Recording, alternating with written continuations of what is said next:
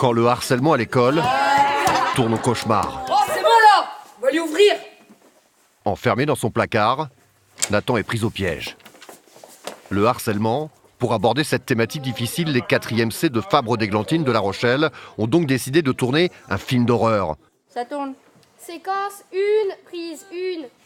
Il faut dire qu'en début d'année, les témoignages de certains de leurs camarades étaient plutôt glaçants.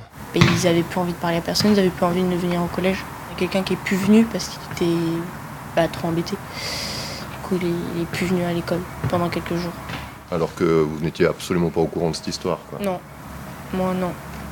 En gros, je me mets là, je fais ah. C'est ça. Et je... On ne vous racontera évidemment pas la fin de l'histoire, de leur histoire.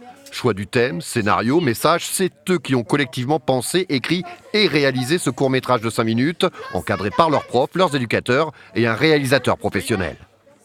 Le but, c'est vraiment qu'ils soient effectivement dans des conditions professionnelles, qu'ils aient tout le matos en main. Et donc, c'est pour ça qu'on a fait pas mal d'initiations en fait avant, pour qu'il y ait une prise en main.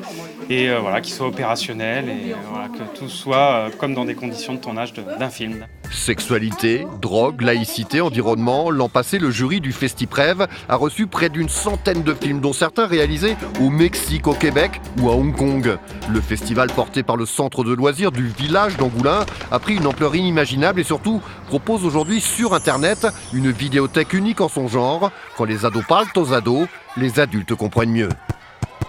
Il fallait que ce soit libre de droit, de façon à ce que n'importe quel éducateur, que ce soit un prof, que ce soit un animateur, que ce soit un éducateur de quartier, que ce soit même un parent, et qui s'interroge sur des problématiques liées à la jeunesse, puisse récupérer ces films et les utiliser. On veut que ce soit des outils de débat. En fait, ce ne sont pas des œuvres cinématographiques au sens où on l'entend, c'est vraiment des œuvres pédagogiques. Ça doit servir le propos et servir les autres jeunes, en fait.